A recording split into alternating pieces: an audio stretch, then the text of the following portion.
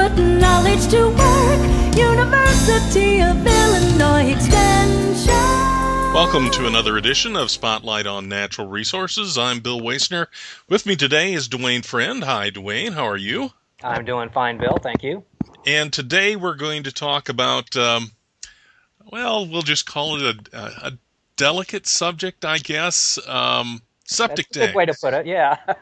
It's not something that normally comes up in everyday conversation, but for those of us that live in the country, it's kind of an important little piece of information to have. So, what's the difference between a septic system and a city sewer system? I mean, they basically do the same thing, I guess. Somewhat. And like you say, it's one of those things that people really don't think a whole lot about. But if you do live in the country and you do have a septic system, the way a septic system works, basically, is you have the wastewater, and instead of it going into a sewer line, like it would for a municipal system, it basically runs through lines that goes out to, in most cases, a concrete tank out in a part of the yard. In there, what happens is that water runs into the tank, and it's meant to sit there for some time to help it separate out grease and solids. And so what you have typically in the tank is a top layer of scum or grease, and then beneath that you have the water, the liquid portion, and then the solids, which settle out at the bottom. From there, once that separation has taken place, then the water moves out through drain lines farther into the yard, and in those drain lines, then that water percolates back into the soil, and there the little microbes that are in the soil finish treating the water so that it's basically cleaned water once it gets back into the soil, because those microbes decompose any of the pathogens or any of the remaining bad things that might be in the water. And basically it just goes back into being groundwater again, which this is a lot different than municipal systems, which go through lots of processes to clean the water and moves through into the lakes and streams at a much faster rate. So you have to do some maintenance on these, don't you? Absolutely. This is something that a lot of people also, because it's out of sight, out of mind, don't think about. But typically what you have to do is clean the tank, which means that you have a contractor come in, a pumping truck come in. Every 1 to 3 years is the recommended length of time.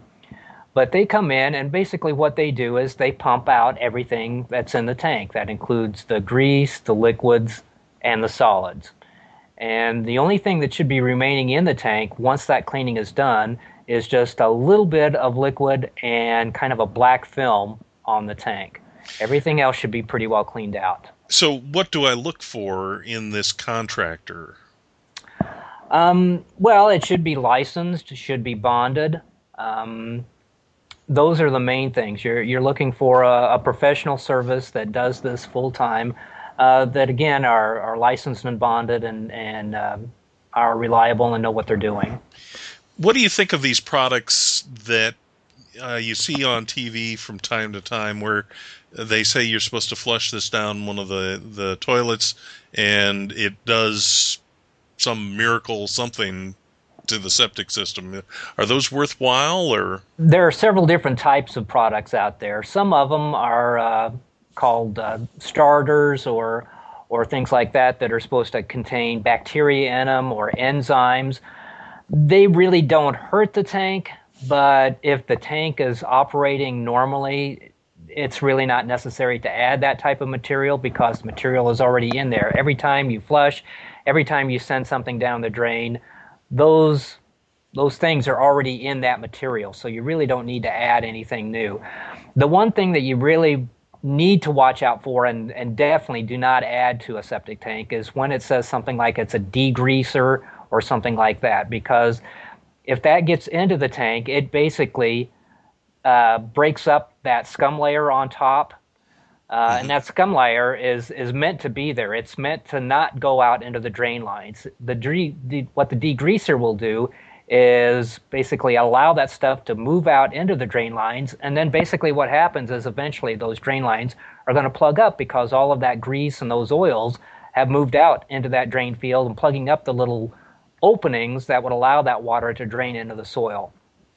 So what about detergents? Are there some types of detergents that I should use in doing laundry or something like that, or pretty much anything on the market would be fine? I know a lot of folks are very preferential in some of the things that they use, and there's really, I guess the big thing is to say use stuff in moderation. You don't want to use tremendous amounts of chlorine, for example, all in one shot, or a big amount of other detergents or anything all in one day. If you can spread that out over a longer period of time, it'll kind of give the opportunity for the tank to absorb that material and not allow it to be a problem. The big thing, again, is you can use those materials in most cases as long as they're used in small amounts. Very good. Where should we go to get more information? We actually have a brand new website that has just recently been launched. It's called Illinois Septic Systems. And in that website, we have a lot of different information on, for example, different types of septic systems and drain fields that are available depending on your location. As technology has improved, it's a lot more than just having a concrete tank with a drainage line, particularly depending on soil areas where there may not be an allowance or be a capability of having those more traditional septic systems. So we talk about different alternative systems, I guess you'd say. We also have information on things like what to consider when you're buying or selling a house, because that's a pretty important component that buyers or sellers need to be aware of when that transaction is taking place. We also have information, for example, if you're going to be putting in a system, what people look at, what the professionals look at in terms of your soil, and what type of system will work best for that particular soil type. And then we also have a section that deals with something called surface discharge systems. These are typically aerobic, run off of aerobic tanks, where that treatment is done to allow that wastewater to be treated enough that it can actually be surface discharged. However, where EPA and the Illinois Department of Public Health are finding out that a lot of these systems, as people have them several years down the road, that we're beginning to see a little bit of problems with those in terms of the effluent coming out of them. So there's some new regulations that are actually coming out potentially here in the next few months, actually, on how those surface discharge systems can be used and what kind of permitting is used for that. So we have information on that as well. So what is the address of the website? The address, it's rather long, but it's web.extension.illinois/septic systems. Illinois.edu/septic systems. Exactly, yes. Very good. Anything else we should know? Well, again, it's just a matter of it's not something that you can just let go forever. People sometimes do that, and then what they end up with is a very expensive repair thing. So it's really a matter of doing some basic maintenance now, cleaning the tank every few years, and that system should last for a very long time if you do those basic types of things. Thanks, Duane, for another edition of Spotlight on Natural Resources. This has been Bill Wasner and Duane Friend.